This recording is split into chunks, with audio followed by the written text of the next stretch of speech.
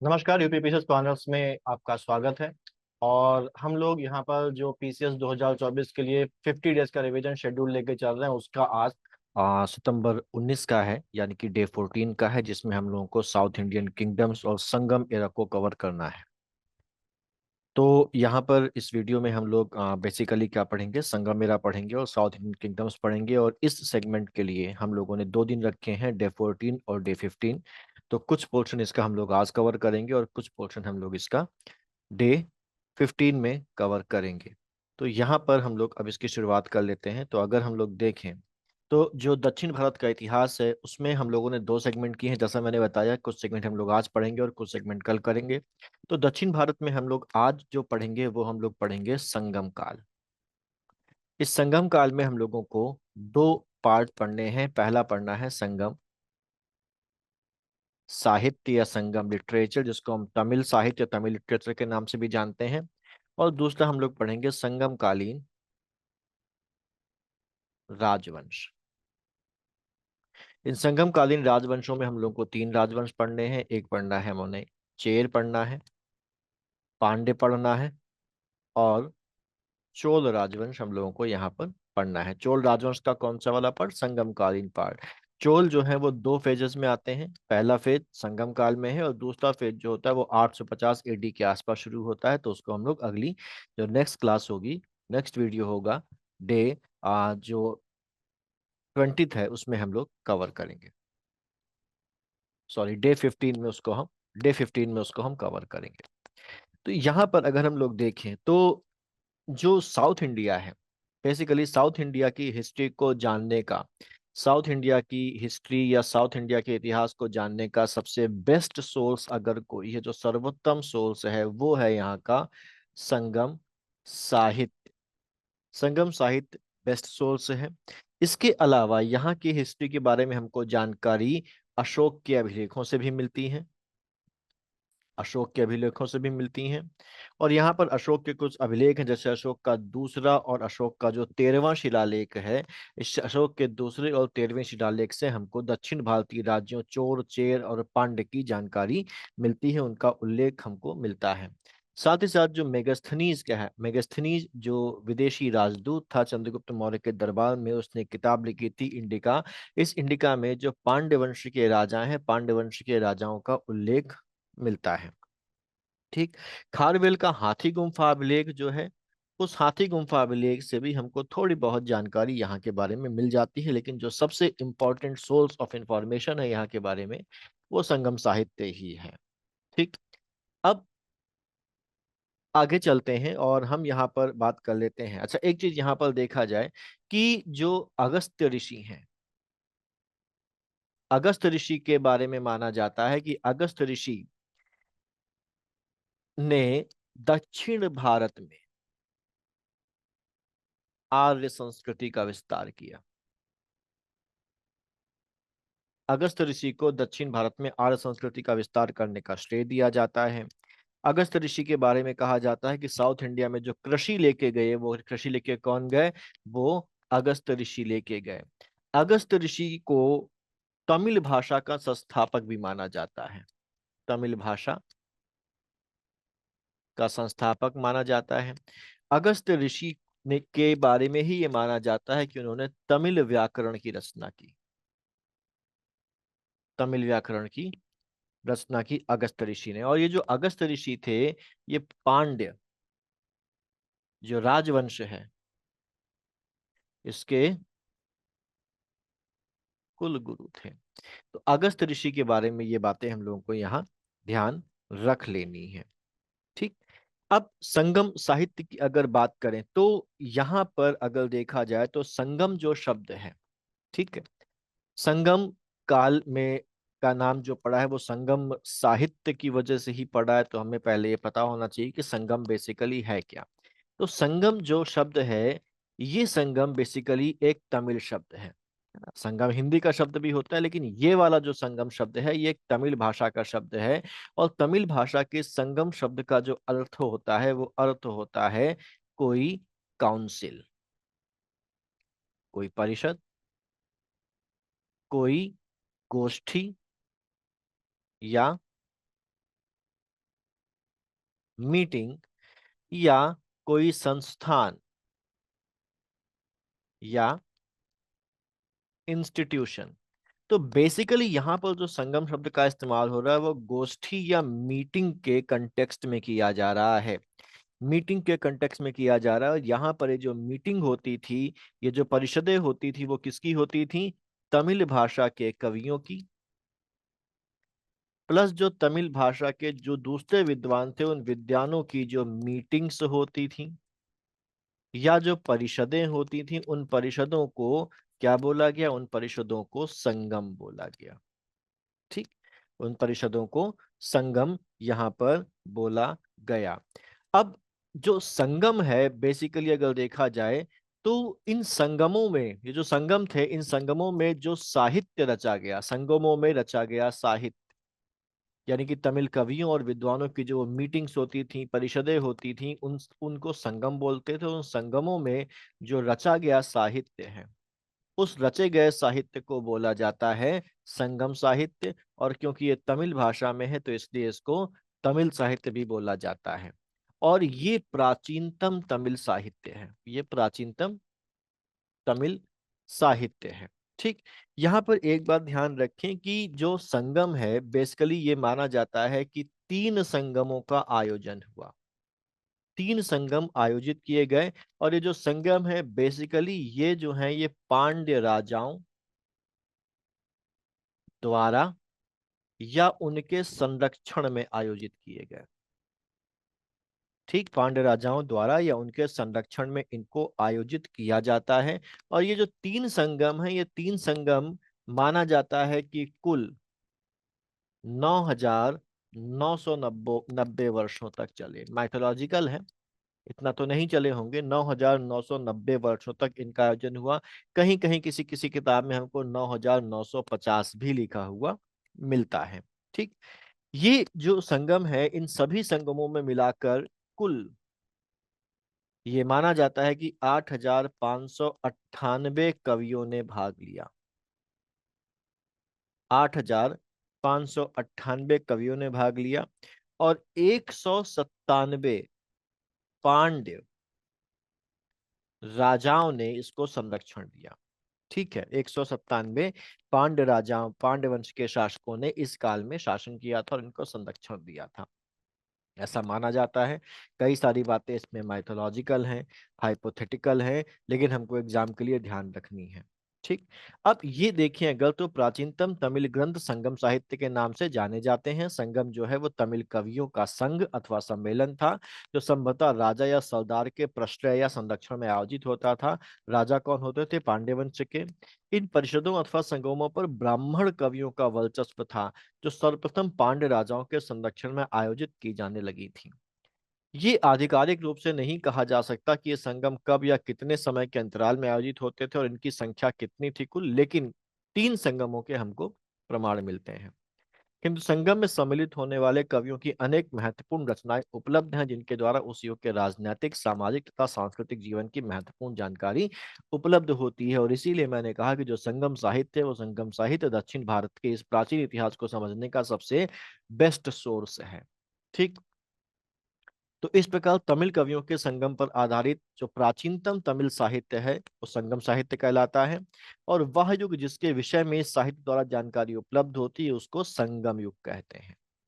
संगम साहित्य का संकलन 9 खंडों में उपलब्ध है, जिनमें 102 लेखकों के अतिरिक्त 473 कवियों की 2,279 कविताएं संकलित हैं। 2,279 कविताएं सम्मिलित हैं, संकलित हैं। इनके अंत में उसके रचयिता का नाम भी लिखा हुआ है, वो कब, उस किस अवसर पर रचना की गई थी और बाकी यहाँ पर।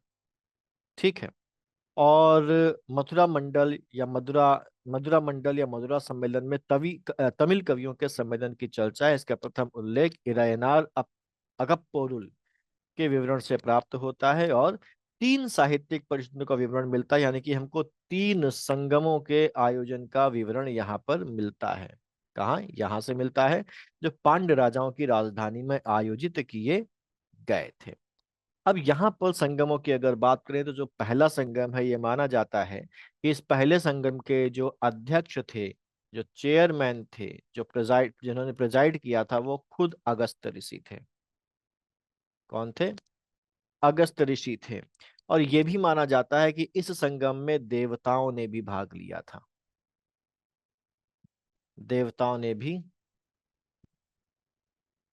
भाग लिया था। इसका आयोजन कहाँ पर हुआ था? इसका आयोजन हुआ था मदुरा में, जो पांड्यों की राजधानी थी। ये संगम के बारे में जो लिखा मिलता है, हाइपोथेटिकल है लेकिन फिर भी जो लिखा मिलता है वो ये कहता है कि इसका आयोजन 4400 वर्षों तक हुआ। यानी कि ये 4400 वर्षों तक चलता रहा, और इन 4400 वर्षों में कई सारे ग्रंथों की रचना की गई। तो इस संगम में रचे गए जो ग्रंथ हैं, उन ग्रंथों के नाम क्या क्या हैं? जो इंपॉर्टेंट ग्रंथ हैं उनमें से एक का नाम है मुदुनारे, दूसरे का नाम है परिपाडल, तीसरे का नाम है अकहियम। और भी ग्रंथ हैं लेकिन ये इंपॉर्टेंट है। दूसरी बात यह है कि पहले संगम में जितने भी ग्रंथ रचे गए, उन सभी ग्रंथ जो है वो नष्ट हो गए हैं, और सभी कोई भी ग्रंथ आज हमारे पास मौजूद नहीं है।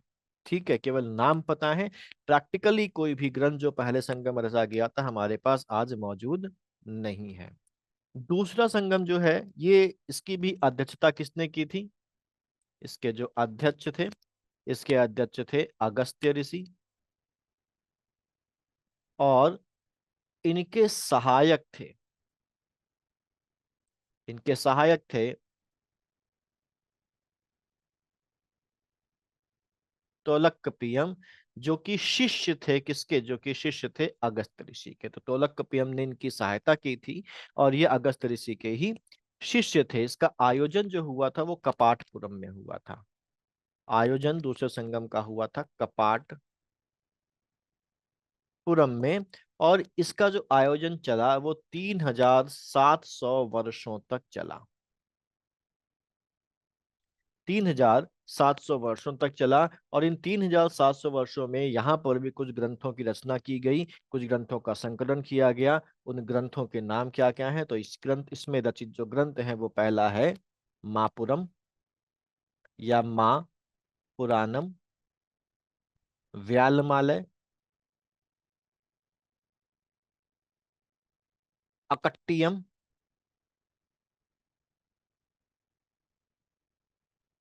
अकट्टियम और तुलक्कपियम।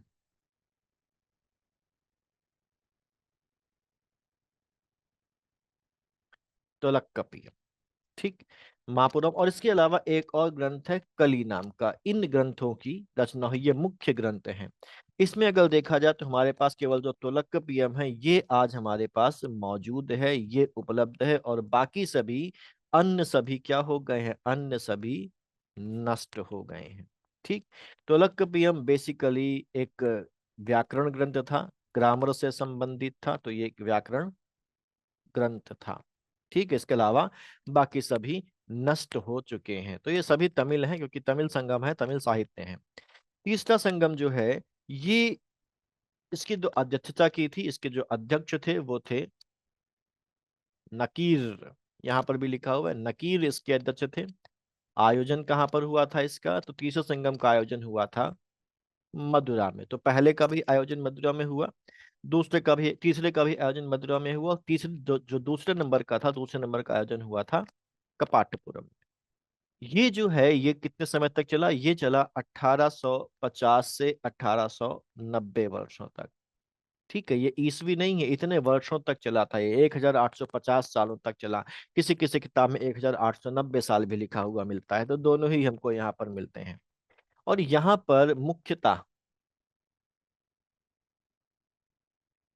8 ग्रंथों की रचना हुई। मुख्यतः 8 ग्रंथों की रचना हुई। ये 8 ग्रंथ जो है इनको कंबाइंडली बोला जाता है एत्तुतोगई। क्या बोला जाता है? एत्तुतोगई बोला जाता है। जिन 8 ग्रंथों की रचना हुई इनको कंबाइंडली एत्तुतोगई बोला जाता है। और ये सब क्या है? ये बेसिकली काव्य ग्रंथ हैं या कविताएं हैं। इनमें से पहला है नंदिनय। इसमें प्रेम पर आधारित 400 छोटी कविताएं शामिल हैं। दूसरा है कुरुंथोकय। इस पर भी 400 कविताएं हैं जो प्रेम से संबंधित हैं। एन गुरुनूर की रचना किलार ने की थी, और ये भी प्रेम कविताएं हैं जिनकी संख्या 500 है। पदितुपुत्तु, इसमें चेर राजाओं की प्रशंसा में 8 कविताएं हैं, खास तौर से इसमें करिकाल जो एक राजा आएगा हमारे पास, उसकी यहाँ पर प्रशंसा इसमें की गई है। करिकाल बेसिकली चोल वंश का राजा है, संगम कालीन चोल वंश का राजा, उसकी प्रशंसा भी इसमें है चेरों के साथ साथ। परिपादल में 20 कविताएं हैं जो देवताओं की प्रशंसा में लिखी गई। ऐसे करितो गाई में 150 कविताएं हैं। अहनानुरु में रुद्र समर ने रची हैं 400 कविताएं।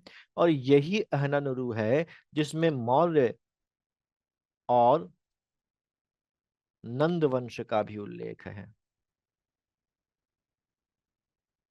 यानी कि मगध जो साम्राज्य है उसके मौर्य और नंद वंश का भी उल्लेख है, किसमें, अहनानुरु में, जिसमें 400 कविताएं हैं और जो रुद्रश्रवण द्वारा रचित की गई थी। ऐसे ही हमारे पास पुरुनानुरु, इसमें राजा की स्तुति में 400 कविताएं हैं। तो ये 8 ग्रंथ हैं और इन 8 ग्रंथों को बोला जाता है मिला के एत्तो गोई। क्या बोला जाता है? एत्तो गई बोला जाता है। ठीक। अब ये जो 8 ग्रंथ हैं, इसके अलावा एक है पतुपतु। इसमें 10 ग्राम्य गीत हैं जिनको मिल कंकु के नाम से जानते हैं। अब जरा मिल कंकु को हम लोग एक बार समझ लेते हैं। ये 3 संगम साहित्य हमने देखे। इन 3 संगम साहित्य में जितना भी जो रचनाएं रची गई, जितना भी साहित्य रचा गया, उसको हम 2 पार्ट्स में बांट लेते हैं। तो संगम साहित्य यानी कि तीनों संगमों में जो साहित्य रचा गया, उसको हम 2 पार्ट में बांट लेते हैं। पहला पार्ट हमारे पास कहलाता है कि वह साहित्य जिसमें किसी घटना का, किसी कहानी का, ठीक है, वर्णन किया गया है। एक कैटेगरी वो हो गई। और दूसरा जिसमें उपदेश दिया गया है। तो पूरे संगम साहित्य को 2 पार्ट में बांटा। पहला संगम साहित्य जिसमें किसी घटना का, किसी कहानी का वर्णन किया गया है, और दूसरा जो उपदेशात्मक है जिसमें उपदेश दिया गया। तो ये 2 पार्ट पढ़ गए। पहला वाला जो पार्ट है इसको बोला जाता है आख्यान। ये क्या है? इसको आख्यान बोला जाता है। और ये क्या है? ये उपदेशात्मक साहित्य है। ये उपदेशात्मक साहित्य है। ये जो आख्यान है, इसको जो नाम दिया गया, इसको बोला जाता है मेलकनक्कु। इसको मेलकनक्कु बोला जाता है, मेलकनक्कु साहित्य। और इसको बोला जाता है किलकनक्कु साहित्य। किल्क नक्कु साहित्य बोला जाता है। इनकी जो संख्या है, इसमें जो ग्रंथ है उनकी संख्या जो है वो 18 है। क्या है? 18 है। इसमें कौन कौन है? सारे एतुतोगई जिनकी संख्या 8 है, प्लस पतु पतु जिनकी संख्या 10 है। पतु पतु में 10 कविताएं हैं, तो वो हैं, तो ये इनकी संख्या 18 हो जाती है। किलकंकु में भी जो संख्या है ग्रंथों की वो कितनी है? वो 18 है। यहाँ पर ध्यान रखने वाली है, मिलकंकु साहित्य में जो ग्रंथ हैं वो बड़े हैं, बड़े ग्रंथ हैं, इसलिए इनको मुख्य ग्रंथ भी बोला जाता है। वही किलकंकु में जो ग्रंथ हैं, भले इनकी संख्या 18 बराबर हो, लेकिन ये छोटे हैं। ये छोटे हैं, इसलिए इनको जो है लघु ग्रंथ भी बोला जाता है। क्या बोला जाता है? लघु ग्रंथ भी कहा जाता है। किलकंकु जो है बेसिकली इस तरीके से लिखा जाता है, यहाँ पर किल्कनक्कु है, थोड़ा सा किल्कनक्कु।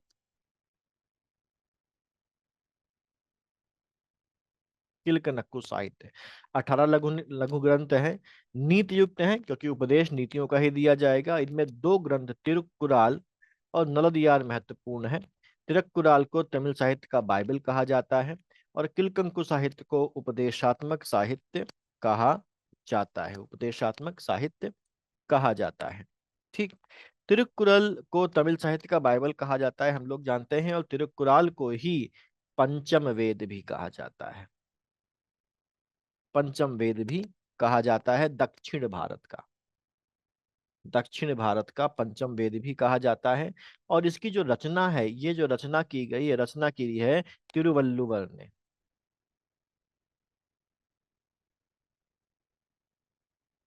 तिरुवल्लुवर ने इसकी रचना की थी। ठीक है। जो संगम साहित्य मिल्क कंकु वाला है, इसमें 3 नगरों का बार बार उल्लेख है। 3 नगरों का बार बार उल्लेख किया गया है। 3 नगर कौन है जिनके नाम बार बार इसमें आए हैं? वो है हमारा कांची, मदुरा और पुहार। पुहार बेसिकली कोई और नहीं, आज का जो कावेरी पट्टनम है उसी के आसपास का इलाका जो है वो पुहार कहलाता था। हम ये भी बोल सकते हैं कि कावेरी पट्टनम और पुहार एक ही माने जा सकते हैं, क्योंकि वो आसपास का ही इलाका है और कई जगह पर इन दोनों को एक ही मान के बात भी करी गई है। तो ये हमारा संगम साहित्य के 2 भाग हो गए। अब यहाँ पर संगम काल में कुछ महाकाव्य भी रचे गए, कुछ एपिक्स भी रचे गए, जिनके नाम हमारे पास इंपॉर्टेंट है। एक है शिल्पादिकरम, दूसरा है मणिमेखलाई और तीसरा है जीवक चिंतामणि। इनके बारे में जान लेते हैं। जो शिल्पादिकरम है, ठीक है, इसका जो रचनाकार है वो है इलगो अदिगल। क्या है? इलगो अदिगल। कई जगह आपको ये इलंगो अदिगल के नाम से भी लिखा मिलेगा, इलंगो अदिगल के नाम से भी लिखा मिलेगा। जो शिल्पाकर्म है उसमें बेसिकली जो कहानी है वो कहानी है किसकी? वो कहानी है एक व्यापारी कोवलन की। एक व्यापारी है, इसका नाम है कोवलन, और इसमें उसकी पत्नी है जिसका नाम है कन्नगी। तो ये उनकी कहानी है यहाँ पर। और यहाँ पर इसमें पांड्य राजा नेडुल जेलियन का नाम भी आता है। नेडुल जेलियन का नाम भी आता है, जो कहानी के पात्र कोवलन को फांसी की सजा दे देता है, मृत्युदंड दे देता है। और यहीं पर जो बेसिकली श्रीलंका के शासक गजबाहु का भी नाम इस कहानी में आता है, उसका भी उल्लेख यहाँ पर किया जाता है। तो ग्रंथ का जो कथानक है वो पुहार या कावेरी पट्टनम के व्यापारी कोवलन और उसकी पत्नी कन्नगी पर आधारित है। ठीक है। बेसिकली एक चोरी की कहानी है इसमें, जिसमें कुछ कंफ्यूजन होता है और उस कंफ्यूजन की वजह से कोवलन को फांसी या मृत्युदंड की सजा नेटुल जेलियन द्वारा दे दी जाती है। और इसकी जो पत्नी कन्नगी है वो फिर श्राप देती है। वो श्राप फलीभूत होता है, क्योंकि झूठे आरोप में उसको किया जाता है। और उसी श्राप की वजह से जो जो जो ग्लानि उत्पन्न होती है निडुल जेलियन के अंतर्गत, उसी की वजह से निडुल जेलियन की मृत्यु हो जाती है। और जो श्राप है वो मदुरा को भी होता है कि मदुरा जो है वो नष्ट हो जाएगी। तो ये पूरी जो कहानी है वो शिल्पादिकरम से संबंधित है, जिसको लिखा था किसने? इलंगो अदिगल ने लिखा था। अब इलंगो अदिगल के शिल्पादिकरम के बाद अगली जो हमारे पास जो महाकाव्य है, जो एपिक है, वो मणि मेखलाई है। मणि मेखलाई की कहानी बेसिकली शुरू होती है वहां से जहां से शिल्पादिकरम की कहानी खत्म होती है। तो ये बेसिकली क्या है? ये शिल्पादिकरम का एक्सटेंशन है ना। पिक्चरों में नहीं सीक्वल आते हैं, तो वही एक तरीके से हो गया।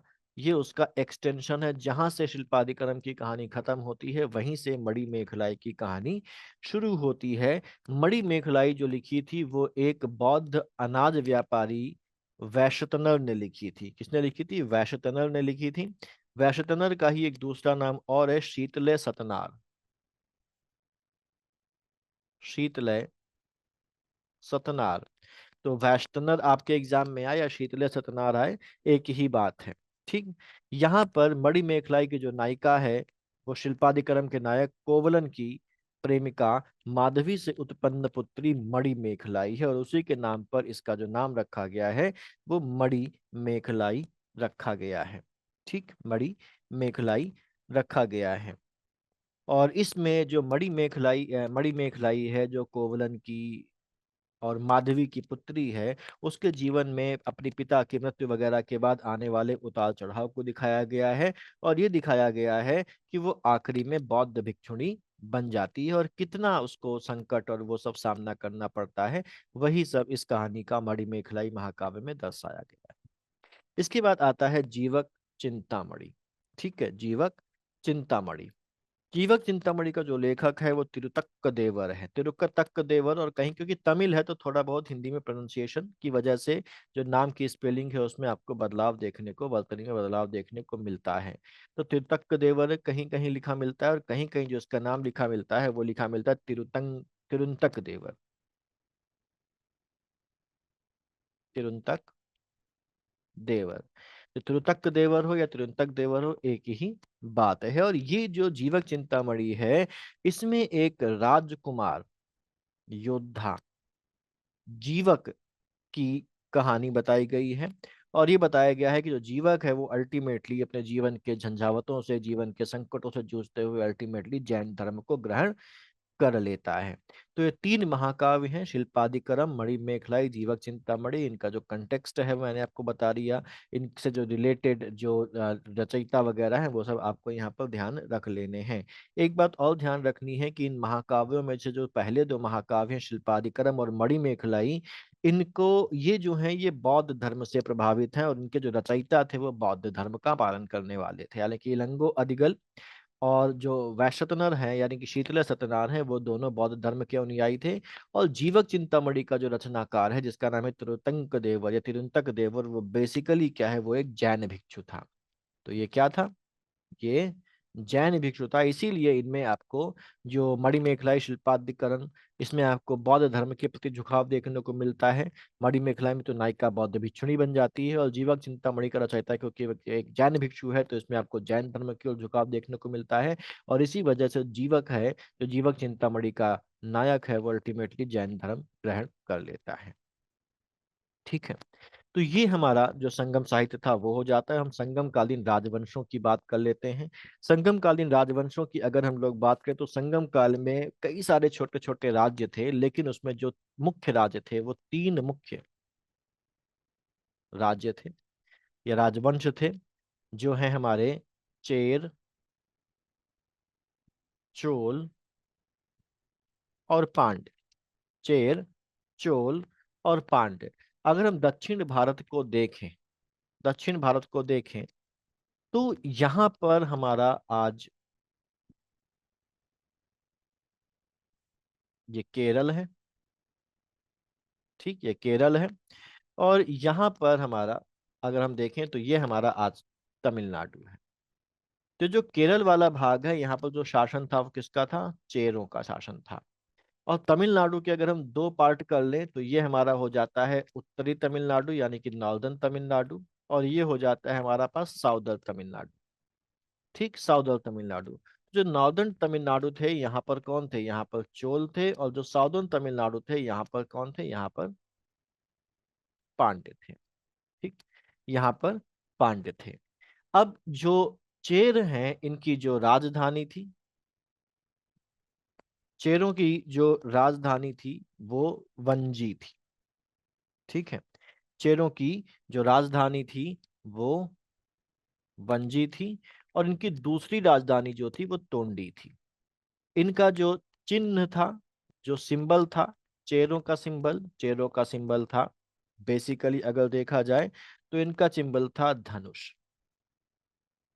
धनुष इनका सिंबल था।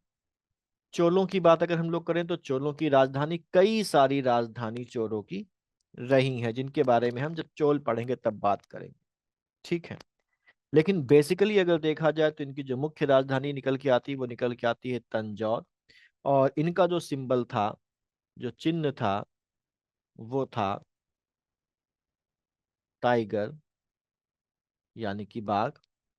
और जो पांड्य हैं, ये साउदर्न तमिलनाडु में है। और इनकी जो राजधानी थी वो थी मदुरा, इसको मदुरई के नाम से जानते हैं।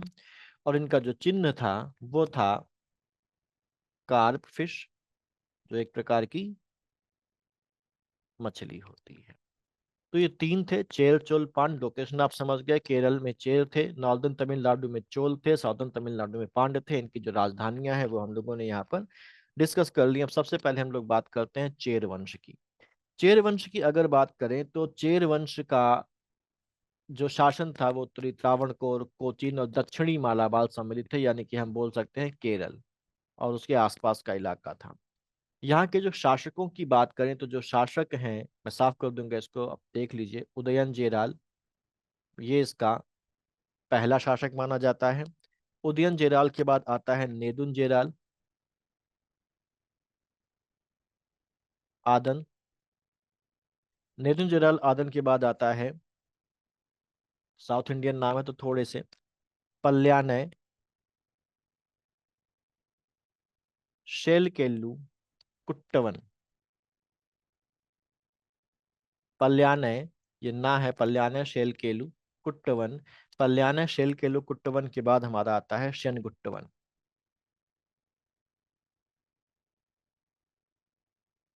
शेनगुट्टवन। शेनगुट्टवन के बाद आता है पेरुन जेराल इरमपुरी। पेरुन जेराल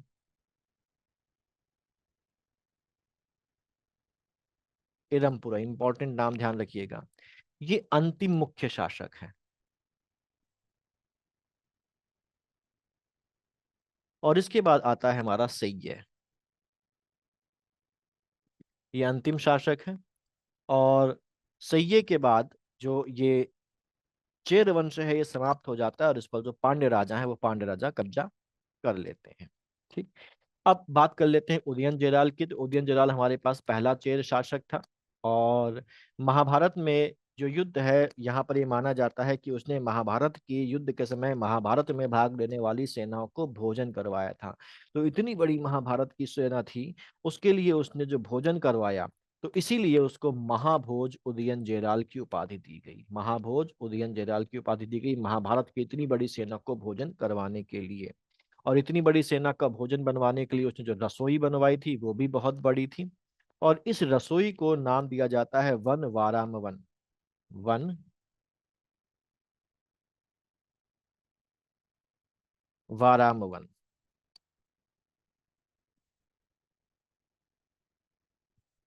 ठीक है, वन वाराम वन कहा जाता है। ठीक। और इसी रसोई को एक और नाम दिया जाता है पेरुन जोरम उदयन। पेरुन जोरम उदयन की रसोई। ठीक।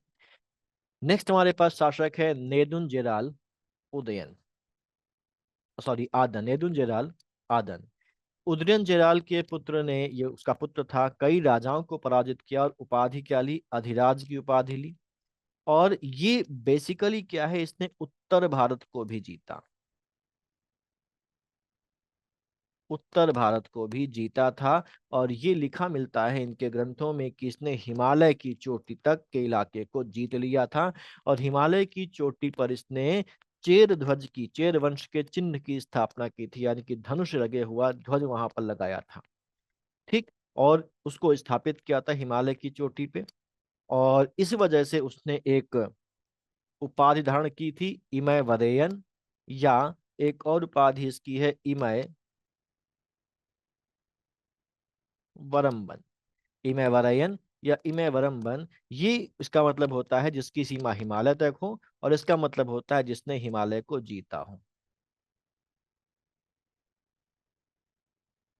जिसने हिमालय को जीता हो, ये उसने उपाधियां धारण की थी। इसकी जो राजधानी थी वो मरंदई या मरंदय थी। मरंदई या मरंदय थी। ठीक है। चोलों के साथ नेरुल जनरल आदन का युद्ध होता है, और उस युद्ध में इसकी मौत हो जाती है। इसके बाद अगला जो आता है वो बनता है पल्यानय शिलकुलु कुट्टवन। सेनकुट्टवन के पहले कौन बनता है?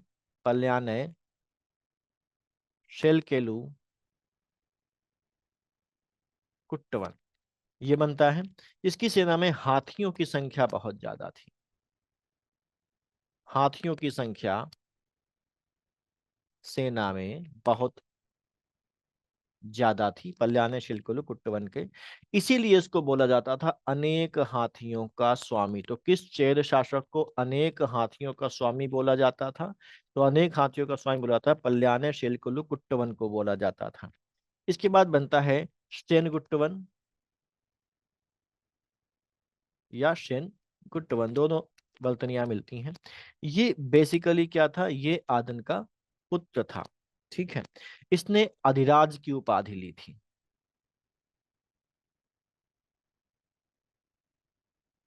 अधिराज की उपाधि ली थी। इसे लाल चेर भी कहा जाता है। इसी को ही लाल चेर भी कहा जाता है, लाल चेर के नाम से ही पुकारा जाता है। इसने दक्षिण भारत की एक महत्वपूर्ण प्रथा कन्नगी पूजा या पत्नी पूजा प्रारंभ की। यह कन्नगी वही है जिसका नाम शिल्पादिकरम में हमको मिलता था, जो कोलवन की पत्नी थी कन्नगी। उसी के वजह से ये कन्नगी पूजा शुरू हुई। ठीक है, या पत्नी पूजा शुरू हुई। इस पत्नी पूजा के लिए जो पत्थर है मूर्ति बनाने के लिए, कन्नगी की मूर्ति बनाने के लिए, वो गंगा नदी से धोकर लाया गया था उसके लिए। और इस कन्नगी पूजा का प्रमाण हमको शिल्पादिकरम में भी मिलता है। और यहाँ पर जैसा शिल्पादिकरम में भी लिखा हुआ है कि ये कन्नगी पूजा शुरू करवाने में जो सहायता की थी, वो शुरू करवाने में सहायता की थी श्रीलंका के राजा ने, जिसका नाम था गजबाहु। यानी कि कन्नगी पूजा शुरू करवाने में शनगुट्टवन की सहायता श्रीलंका के राजा गजबाहु के द्वारा की गई थी। ठीक।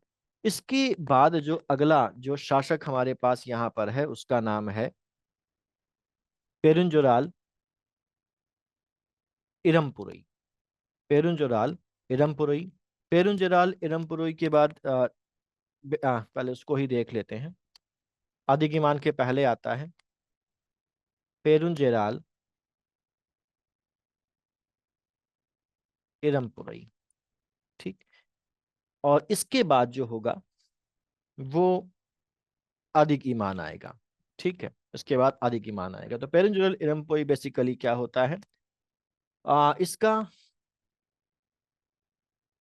सामंत है कौन, इसका सामंत है अधिक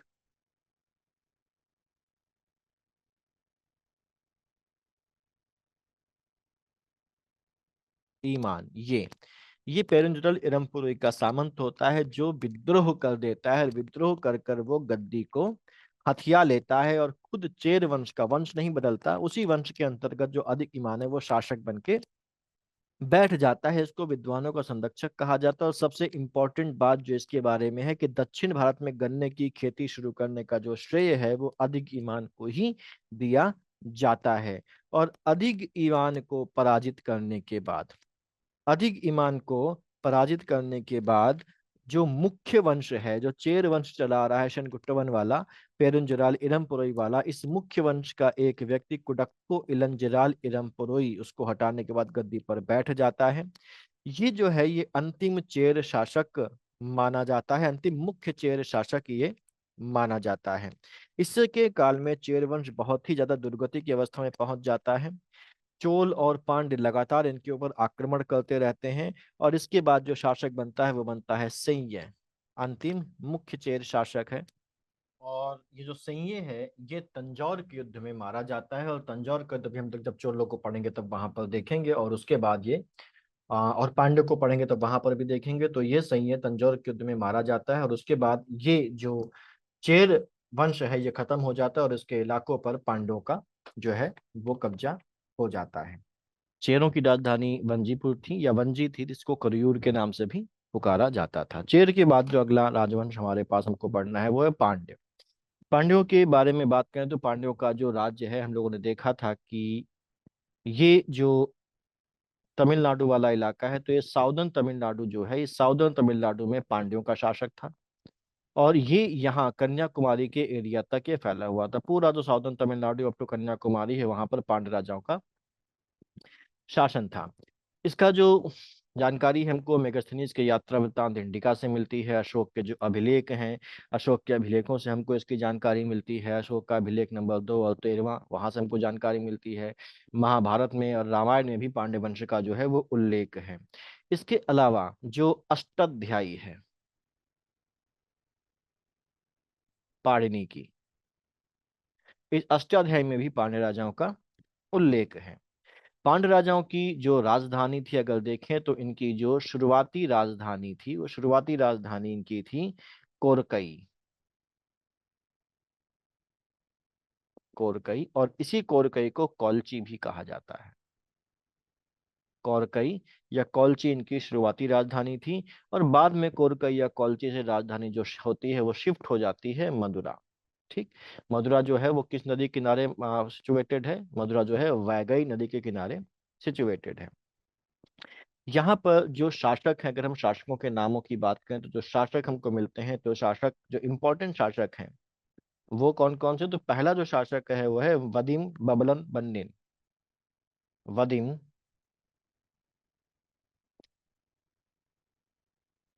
बबलन बन्निन, ये पहला शासक है। ठीक। इसके बाद जो आगे के शासक आते हैं, इंपॉर्टेंट शासकों की बात करें तो वो है नेडियोन। नेडियोन के बाद जो अगला इंपॉर्टेंट शासक है वो है नेडुनजेलियन। नेडुनजेलियन, ये। ठीक है। और यहाँ पर जो नेडियोन है, नेडियोन के बारे में ये ध्यान रखनी है कि नेडियोन ने अपने राज्य में समुद्र पूजा की शुरुआत की। ये भी पूछा गया सवाल है कि समुद्र पूजा की शुरुआत किसके द्वारा की गई। समुद्र पूजा की शुरुआत पांड्य शासक नेडियोन के द्वारा की जाती है। ठीक है। अब यहाँ पर जैसे इनकी जो मैंने बताया कि प्राचीन राजधानी जो थी वो कोल्ची या कोरकई थी, जो किस नदी के तट पर है, ये ताम्रपर्णी नदी के तट पर है। और जो मदुरा है, ये वैगई नदी के तट पर, जो इनकी दूसरी राजधानी बन जाती है। ठीक। अब जो नेडुंजेलियन है ये इंपॉर्टेंट है। नेडुंजेलियन जो है ये बेसिकली 210 ईस्वी में शासक बनता है, जब सिंह शासक बना था उसी के साथ साथ नेडुंजेलियन शासक बनता है। और नेडुंजेलियन पर जो चेर और चोल हैं, चेर धन चोल मिलकर क्या कर देते हैं, इसके ऊपर आक्रमण कर देते हैं। लेकिन नेडुंजेलियन दोनों को हराता है, दोनों को हराता है। और इसके बाद जो सिंह है, सिंह को पराजित करके कैद कर लेता है। सिंह को कैद कर लिया। संजय कौन था? संजय चेर वंश का आखिरी शासक था, उसको कैद कर लेता है। और कैद करने के बाद जो चेर वंश का इलाका है, उस चेर वंश के इलाके पर भी ये कब्जा कर लेता है। ये जो युद्ध है जिसमें चेर और चोलों के साथ इसका युद्ध हुआ था, इस युद्ध को हम तंजौर के युद्ध के नाम से जानते हैं। तंजौर का युद्ध। इसी का एक और नाम है जिसका नाम है तलय लंगानम। तलय लंगानम युद्ध। ठीक है। तंजौर का युद्ध या तले लंगानम का युद्ध ये कहलाता है, जहां पर चेर और चोलों को मिलकर पांड्य शासक नेदुलजेलियन ने हराया था, सैन्य को कैद कर लिया था और पांड्य राज्य पर, सॉरी, चेर राज्य पर कब्जा कर लिया था। ठीक। अब यहाँ पर अगर देखें तो पांड्यों की प्रारंभिक राजधानी क्या थी? कोरकई। कोरकई थी। और उसके बाद ये राजधानी मदुरा चली जाती है। प्रमुख पांड्य शासक नेडियों ने सागर पूजा, समुद्र पूजा की शुरुआत की थी, ये इंपॉर्टेंट पॉइंट है। इस वंश का प्रसिद्ध शासक नेडुंजेलियन था, जिसने तलय लगानम का युद्ध जीतने में का श्रेय दिया जाता है। और अंतिम ज्ञात जो पांड्य शासक है वो नल्लिव कोडम है। अंतिम जो ज्ञात पांड्य शासक है वो कौन है? नल्लिव कोडम है। नेडुंजेलियन के बारे में एक बात और ध्यान रखनी है कि इसने रोम के सम्राट के पास अपना दूत भेजा था। रोम के सम्राट के पास अपना दूत भेजा था। ये इंपॉर्टेंट एक इवेंट है यहाँ का। राज चिन्ह हम लोगों ने इसका डिस्कस कर ही दिया कि इसका जो राज चिन्ह था वो मछली था। अब अगला हमारे पास आता है, वो आता है चोल वंश। तो अगर हम चोल वंश को पढ़ें तो चोल वंश के पहले एक चीज हम लोग यहाँ पर क्लियर कर लें कि जो चोल वंश है वो दो फेजेस में है। दो फेजेस में है। जो पहला फेज है वो संगम काल में है, और जो दूसरा फेज है ये शुरू होता है 850 एडी में, और दोनों के बीच में लगभग 700 सालों का अंतर है। इन 700 सालों तक चोलवंश कहाँ रहता है? गायब रहता है। गायब कैसे रहता है हम लोग अभी उसको देखेंगे जब पढ़ेंगे। ठीक। तो ये जो संगम एरा है ये जाता है अप टू 190 एडी, और फिर 850 एडी में दोबारा से इसका शुरुआत होती, यानी कि 190 एडी से 850 एडी तक ये एक्लिप्स में रहते हैं। एक्लिप्स में रहते हैं। फिर दूसरी बार विजयालय नाम का एक शासक आता है। विजयालय नाम का शासक चोल को दोबारा सत्ता में लाता है। ठीक है, चोलों को दोबारा सत्ता पे लाता है। तो हम ये वाला जो इवेंट है, ये वाला जो फेज है, इसको हम लोग पढ़ेंगे कल के वीडियो में। आज हम लोग यहाँ पर कवर कर लेते हैं। यहाँ आगे अगर देखें तो चोलों की राजधानी की अगर बात की जाए तो चोलों की राजधानी अलग अलग समय पर अलग अलग रहती है। सबसे पहली जो राजधानी है वो इनकी मनलूर थी। मनलूर के बाद इनकी जो राजधानी होती है वो उदययूर हो जाती है। उदययूर के बाद इनकी जो राजधानी है वो कावेरी पट्टनम। या पुहार हो जाती है। उसके बाद तंजौर हो जाती है। और सेकंड फेज में हमारी राजधानी की होती है गंगईकोंड चोलपुरम राजधानी हो जाती है। यहां तक फर्स्ट फेज की राजधानियां हैं। ठीक है। इनके शासकों के नाम अगर देखे जाएं तो हम संगम वंश तक सीमित रहेंगे, और संगम वंश में इनके जो इंपॉर्टेंट राजा हैं संगम काल में, वो इंपॉर्टेंट राजाओं के नाम अगर हम देखें तो सबसे पहला नाम आता है इलनजेत चेन्नी का। इलनजेत चेन्नी का। इलनजेत चेन्नी के बाद करिकाल चोल। करिकाल चोल के बाद नेदुय दिकिल्ल का नाम आता है। नेदुय दिकिल्ल को हम लोग नेडुन गिल्ली के नाम से भी जानते हैं, प्रोनाउंसिएशन के डिफरेंस की वजह से नेडुन गिल्ली भी इसका नाम रखा जाता है। अब चोल वंश की जो प्रथम जानकारी हमको कात्यायन की वर्तिका से मिलती है, महाभारत में, संगम साहित्य में, पेरिप्लस और टॉलमी के विवरण से भी इनकी जानकारी प्राप्त होती है। साक्ष्यों के अनुसार तो चोलों की पहली राजधानी मल्लनूर थी और बाद में उदयपुर और तंजावुर यानी कि तंजौर हो जाती है। राज के चिन्ह बाघ था। करिकाल प्रमुख राजा है। करिकाल का अर्थ होता है जली हुई टांग वाला व्यक्ति। इसको सासुरों का ज्ञाता भी कहते हैं। इसने कावेरी नदी के मुहाने पर पुहार यानी कि कावेरी पट्टनम की स्थापना की थी। अब एक एक करके इनको हम लोग समझते हुए चलते हैं। सबसे पहले बात कर लेते हैं इलनजेत चेन्नी की। इसको मैं साफ कर देता हूं। ठीक।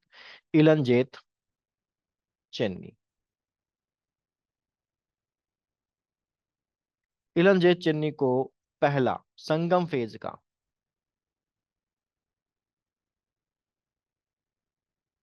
पहला चोल शासक माना जाता है। संगम फेज का पहला चोल शासक माना जाता है। इसकी राजधानी जो थी वो मलनूर थी, लेकिन बाद में इलनजेत चेन्नी ने ही राजधानी को उदयपुर ट्रांसफर कर लिया था। उदयपुर ट्रांसफर कर लिया था। यहाँ पर बेसिकली क्या होता है, 140 एडी के आसपास, 140 एडी के पास आसपास इसके ऊपर चेर आक्रमण करते हैं।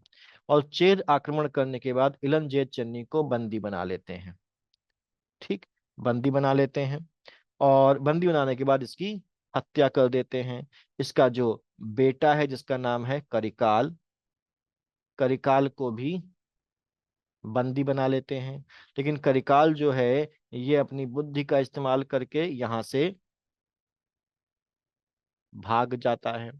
भागते समय इसकी एक टांग जो है वो जल जाती है, और इसी टली हुई टांग की वजह से उसका जो नाम पड़ता है वो पड़ता है करिकाल।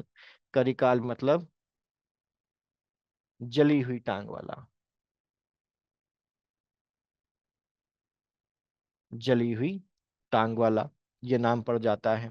अब जब ये जेल से भाग जाता है तो अब भागने के बाद ये क्या करता है, भागने के बाद ये अब सेना का संगठन करता है।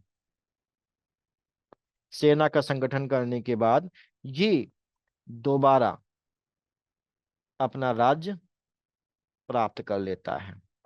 दोबारा अपना राज्य प्राप्त कर लेता है। और दोबारा अपना राज्य प्राप्त करने का ये जो पूरी कहानी है, इसका जो वर्णन है, ये वर्णन किसमें किया गया है, ये पत्तुपुतु में किया गया, जो हम लोगों ने अभी देखा था, जो मिल्क नक्कू साहित्य का भाग है।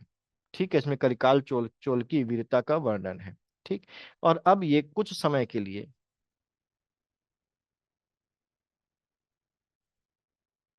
कावेरी पट्टनम को राजधानी बनाता है। हम लोगों ने देखा था कावेरी पट्टनम की स्थापना या पुहार की स्थापना इसी ने की थी। करिकाल चोल है वो श्रीलंका पर,